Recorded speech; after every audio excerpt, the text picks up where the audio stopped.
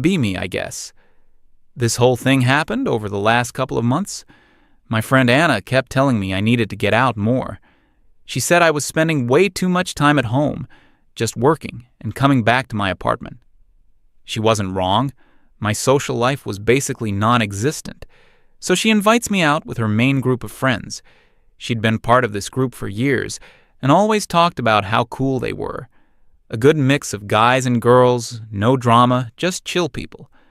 I was nervous, but agreed to go.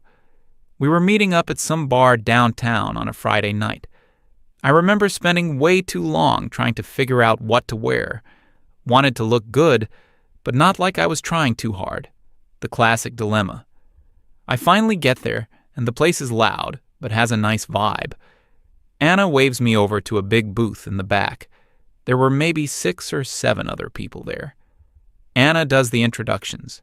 There was her, another girl I didn't catch the name of, and 4 guys. She introduces them as Eric, Stephen, Dan, and some other guy.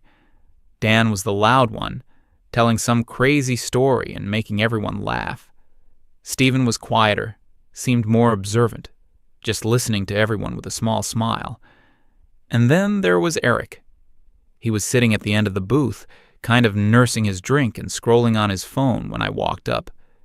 He looked up when Anna said my name, and he had a really nice smile.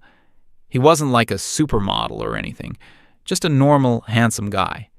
Clean cut, nice shirt, seemed put together. I slide into the booth next to Anna, and I'm trying to just follow the conversation.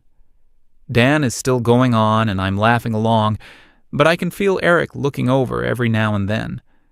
After a few minutes, he puts his phone away and leans forward a bit. He asks me how I know Anna. Just a simple, normal question. We started talking, and it was so easy. It wasn't like one of those awkward first conversations where you're just firing off questions like a job interview. We talked about a new movie that just came out, some shows we were both watching. He was an engineer, told me a little about his work, but didn't bore me with technical details. I told him about my job as a barista, and he actually seemed interested, asking about the weirdest drink orders I've ever gotten. He was a great listener. He'd let me finish a thought without interrupting. It felt like the rest of the noisy bar just faded away. At one point, I noticed Stephen watching us from across the table. He wasn't staring in a creepy way, just kind of observing. When he caught my eye, he just gave a little nod and went back to his conversation with Dan. It felt like he was sizing me up for his friend. The night went on, and Eric and I were pretty much locked into our own little world. He bought me my next drink without me even asking. He just went to the bar and came back with another one for me. It was a small gesture, but it felt really thoughtful. I was genuinely having a good time, better than I'd had in a long time. I felt like I fit in with the group. Everyone was friendly, nobody was weird or standoffish. Towards the end of the night, as people were starting to talk about leaving, Eric pulled out his phone. He was really casual about it. He said he had a great time talking to me and that he'd like to do it again. Asked if he could get my number. My stomach did a little flip. Of course, I said yes. I gave him my number, and he sent me a text right away so I would have his. It just said Eric. We all said our goodbyes, and I shared a ride home with Anna. She was practically buzzing. She kept saying how she knew Eric would like me. She told me he was a really good guy, smart, stable, and had been single for a while. Apparently, he was pretty picky and didn't just date anyone. That made me feel even better. I went to bed that night feeling really optimistic. The next morning, I woke up to a text from him. Hope you got home safe. Had a really great time meeting you last night. We started texting back and forth all day. It was just light, fun stuff. Sending each other funny pictures, talking about our plans for the weekend. The conversation never felt forced. There weren't any of those awkward pauses where you don't know what to say next. This went on for the next few days. It became a routine. A good morning text from him. Little check-ins throughout the day. It was nice. It felt like someone was actually thinking about me. We made plans to go see that movie we had talked about at the bar. He was going to pick me up the following Friday. I was so excited. I told Anna all about it. She was thrilled, saying everything was going perfectly. I really thought it was. Eric seemed different from the other guys I had dated or talked to recently. He was confident, but not arrogant. He was interested in my thoughts, not just hearing himself talk. He didn't make any weird comments or try to push things too fast. It felt healthy. The week leading up to our date was great. The texting continued, and we even had a phone call one night that lasted for almost 2 hours. We just talked about everything and nothing. Family, goals, dumb childhood stories. I remember thinking to myself that this could actually be the start of something real. The weekend before our date, Stephen was having a small get-together at his place, just the main group, for a game night or something. Anna invited me, and she said Eric was hoping I would come. So, of course, I went. This was my second time hanging out with the whole group. It was a lot more relaxed than the bar. We were just chilling in Stephen's living room. Some people were playing a board game, others were just talking. Eric's face lit up when I walked in. He immediately came over, gave me a light hug, and got me a drink. He stayed by my side for most of the beginning of the night. We weren't playing the game, just sitting on the couch talking. It was comfortable. I felt totally at ease with him and with his friends. Dan was telling another one of his wild stories, this time about his job. He was complaining about his new manager. He said something about how she was making all these new rules that made no sense. He said, "And then she told me my project proposal was aggressively masculine. What does that even mean? I was just trying to be direct and efficient." A couple of people chuckled, and that's when it happened. Without even really thinking about it, I jumped into the conversation. I saw it as a teachable moment. I felt it was important to offer a different perspective. I said something like, "Well, you have to consider the environment women are forced to navigate in the corporate world." The conversation kind of paused, and a few people looked at me. I felt like I had their attention, so I continued. I explained that what he sees as efficiency can often be perceived as dismissive of other collaborative approaches, which are often punished in male-dominated spaces. I felt I was making a really good point. I was being articulate and passionate. Then I said the words, "As a feminist, I can tell you that a lot of corporate language is designed to uphold patriarchal structures." Silence. It wasn't a loud silence, but it was heavy. It was like someone had sucked all the air out of the room for a second. Dan just stared at me with a blank expression. I looked over at Eric. His smile was gone. It wasn't replaced with a frown or anger, just nothing. His face was completely neutral, and his eyes were looking at me differently. It was a look I'd never seen from him before. Distant. He blinked slowly. Then I saw it. Stephen, who was sitting across the room, looked directly at Eric. It was a quick glance, but it was packed with meaning. Eric gave the tiniest, almost imperceptible shake of his head. The whole exchange lasted maybe 2 seconds. Then, as if a switch was flipped, Stephen turned to Dan and said, "Dude, forget your boss. Did you see the game last night? That final play was insane." And just like that, the conversation completely shifted. They were all talking about sports. My point, my entire contribution, was just left hanging in the air, completely ignored. It was so abrupt and obvious. I tried to chime in a couple more times on other topics, but the responses I got were short. Polite, but short, especially from Eric. He wasn't mean, but the warmth was gone. He was giving one-word answers. He physically shifted on the couch, turning his body slightly away from me. I felt this chill run down my spine. What just happened? Did I say something wrong? I was just expressing my opinion. I thought this was a safe space to share ideas. The rest of the night was awkward. I felt like an outsider all of a sudden. The easy, welcoming vibe was gone, replaced by a polite, formal distance. I felt like I was back on my first day at a new school. I decided to leave early. I told Anna I wasn't feeling well. When I said goodbye to Eric, he just said, "Okay, take care." No hug. No, "I'll text you tomorrow." Nothing. I walked home that night replaying that moment over and over in my head. The silence, the look on Eric's face, the glance between him and Stephen. I tried to convince myself I was overthinking it. Maybe they were just really passionate about sports. Maybe Dan was just embarrassed I called him out, and everyone was trying to change the subject to spare his feelings. I decided to just let it go and see what happened. Maybe I was just being paranoid. I got home and checked my phone. Nothing from Eric. That was the first night since we met that he didn't send a good night text.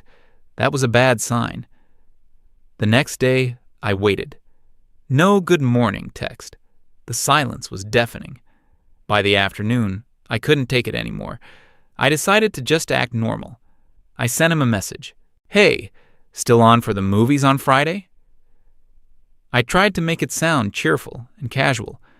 I watched my phone for what felt like an eternity. 3 dots appeared. He was typing. Then they disappeared. Then they appeared again. Finally, a message came through. "Hey, sorry, something came up. Feeling a bit under the weather. Rain check." My heart sank. Under the weather. The oldest, vaguest excuse in the book. Rain check. The non-committal promise that never happens. I knew what this was, but I still held on to a sliver of hope. I typed back, "Oh no, hope you feel better. Let me know when you're free next week." I put my phone down and tried to distract myself. A few hours later, I checked. My message had a read receipt under it. But there was no reply, and there wouldn't be one. The week went by in a blur of confusion and hurt. I didn't hear a single word from Merrick. I saw he was online. I saw he was posting things on social media. He wasn't in a coma. He was just ignoring me. I tried to reach out to some of the other guys from the group just to test the waters. I replied to a funny story Dan posted online. Usually he was super chatty. This time, all I got back was a emoji. It felt like hitting a brick wall. The final nail in the coffin came on Saturday night. I was scrolling through my phone, feeling sorry for myself, and then I saw it. A new post from Anna. It was a group photo. The whole gang was at a bowling alley. Anna, Stephen, Dan, the other girl, and Eric. He was standing in the middle, smiling, holding a bowling ball. He looked perfectly healthy. Not under the weather at all. They were all there, everyone except me. The feeling wasn't just sadness anymore. It was humiliation. They had deliberately excluded me. It was a group decision. They had a whole group chat. I knew it. They had planned this. And the reason was so obvious.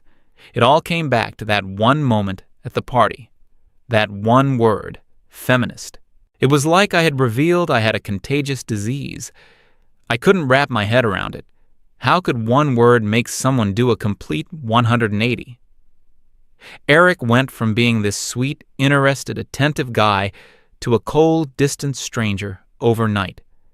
And it wasn't just him. It was all of them. They had closed ranks. I felt this wave of anger wash over me. What was their problem? Were their male egos so fragile that they couldn't handle being in the same room as a woman with strong political convictions? I didn't yell. I didn't make a scene. I contributed to a conversation. And for that, I was ostracized.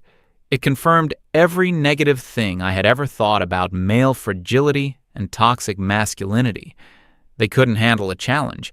They just wanted a smiling, agreeable girl who would laugh at their jokes and never question anything. I was hurt, but I was also furious. Furious at them for being so childish.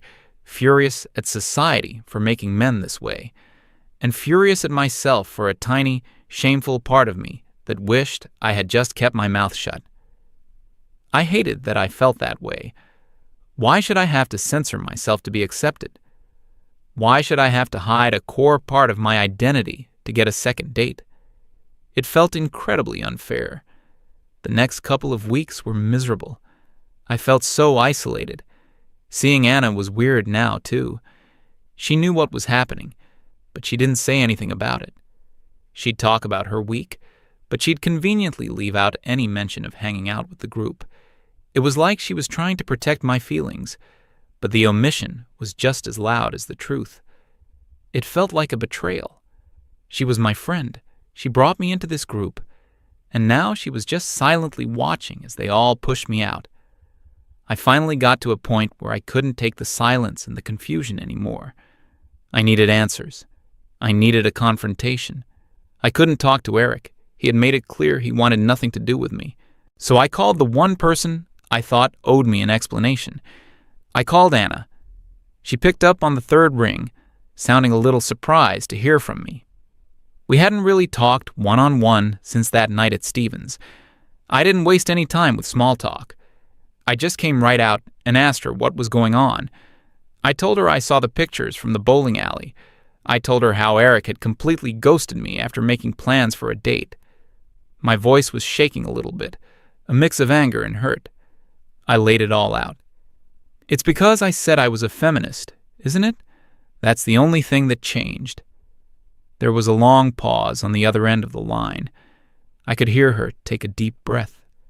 I was expecting her to deny it, to make up some excuse for them, to say it was a misunderstanding or that I was reading too much into things.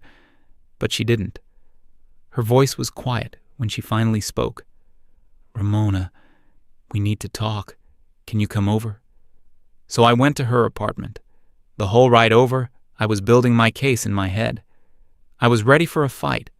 I was ready to list all the ways her friends were being immature, sexist, and fragile. I was ready to defend my beliefs.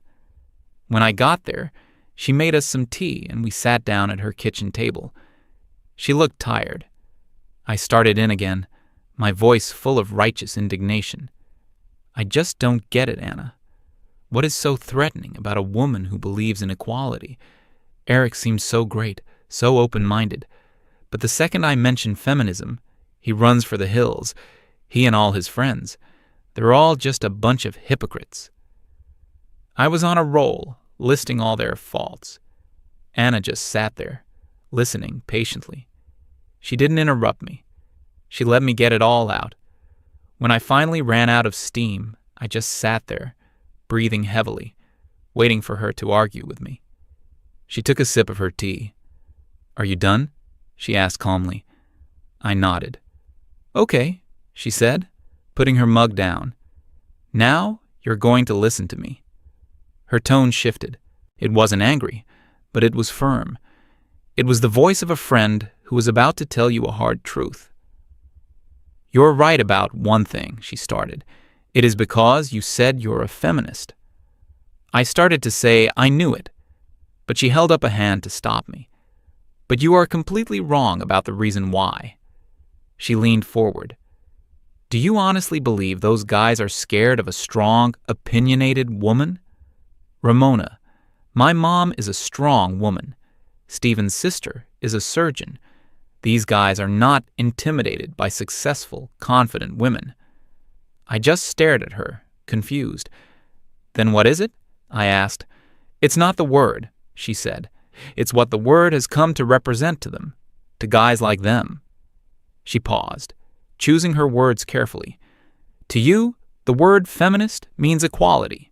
You believe that, and that's fine. But to them, based on everything they see and experience, it's a giant red flag. It's a warning sign." I must have had a look of total disbelief on my face, because she kept going. "Think about it from their perspective. They hear that word, and their brains don't think equality. They think conflict. They think adversary." I started to protest, to say that's not what I am. "Let me finish," she said. "To them, dating a self-proclaimed feminist is like willingly walking into a minefield. They're thinking, is every movie we watch going to be dissected for its patriarchal undertones?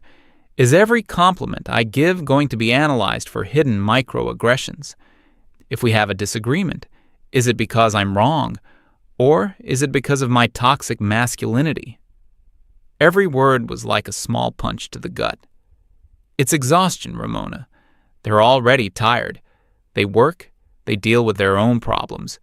The last thing they want is to come home to a relationship that feels like a constant political debate or a gender studies lecture. She leaned back in her chair. Eric didn't meet a political activist at that bar. He met a fun, charming, interesting woman named Ramona. He was excited about getting to know her. But at that party, you didn't show him Ramona. You showed him an ideology. You put a label on yourself, and that label comes with a mountain of negative baggage for them. I was speechless. I wanted to argue, but I couldn't find the words, because a part of me knew she was right. I thought back to my past relationships, the arguments that started because I pointed out the problematic language in a joke he made, the times I corrected him on his worldview. I always thought I was educating him, but maybe he just felt like he was being constantly criticized. Anna's voice softened a little. Look, I'm not saying you shouldn't have your beliefs, but you have to understand that when you lead with that label, you're not inviting a discussion. You're basically issuing a challenge. You're prejudging them before they even have a chance to show you who they are. You put them on the defensive from the very first moment. She took another sip of tea. Eric's a good guy. He's not a misogynist. He just wants peace. He wants a partner, not a project.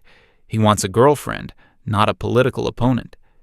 When you made that speech at the party, you essentially told him and every other guy in that room that a relationship with you would be hard work, that it would be a struggle, and they just don't have the energy for that fight.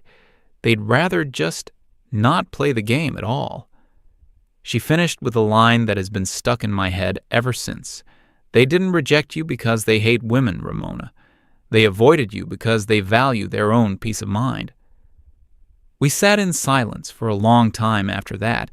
There was nothing left to say. She had laid it all out. It wasn't a comforting truth. It was a cold, hard, logical explanation. I felt numb. The anger I had felt was gone, replaced by a deep, hollow feeling of understanding. It was a horrible feeling, because it meant they weren't the villains in my story. It meant that maybe I was. I had been so wrapped up in being right that I never stopped to consider how my approach made other people feel, especially the people I wanted to get close to. I had created my own loneliness. I drove home in a daze. Anna's words were just echoing in my skull. A partner, not a project. They value their peace of mind. I got back to my apartment, and it felt so empty. I sat on my couch in the dark. I thought about Eric. I thought about how easy and fun it was before I flipped that switch, before I felt the need to perform my ideology. He wasn't avoiding me because he was fragile. He was avoiding me because I had presented myself as a source of future conflict. He had made a logical choice, a form of self-preservation. He had seen the red flag I was waving so proudly, and he had simply decided to walk in the other direction. And his friends, they had his back. They saw their friend about to walk into that minefield, and they pulled him back. I had seen it as a cowardly retreat. They saw it as a strategic withdrawal. I unlocked my phone and scrolled through my photos. I had no pictures of Eric, of course. I scrolled through my social media. I saw pictures of me with old college friends at protests and rallies, pictures with captions quoting feminist authors. My entire online identity was built around this one label. It was my armor, but it was also my cage. It had kept me safe in my echo chamber, but it had also locked everyone else out, especially the kind of normal, stable, peaceful man I secretly wanted. The shock wasn't that men were avoiding me after learning I was a feminist. The shock was finally understanding why. It wasn't about them being weak. It was about me being exhausting. I looked around my quiet apartment. I had my strong opinions. I had my righteous anger. I had my ideology. And I was completely, utterly alone.